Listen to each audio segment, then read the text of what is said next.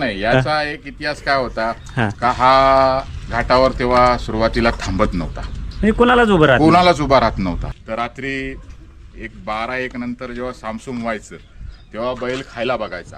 तेव्हा रात्री मी त्याच्याजवळ जो पाटे 5 वाजेपर्यंत बसून राहायचो आणि तेव्हा त्याच्याशी बोलत राहायचो. बोलत राहिला का तो खायचा.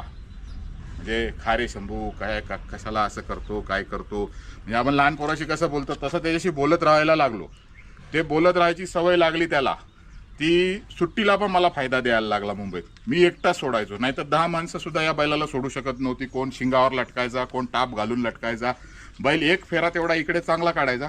गरम झाला का दुसऱ्या फेऱ्याला बैल मांडणे मुश्किल होत. पण तो त्या वर्षी जेव्हा म्हणजे काय कारणास्तव आला आणि ते मी त्याशी बोलायला लागलो आणि नंतर मग खाली पण मी बोलायचो, थांब शंभू, गपरा, काय झालं, गाडी बघ, ती बघ गाडी बाजूला आहे का. तो पण गाडी बघ बोलला का अशा बघायचं बाजूला.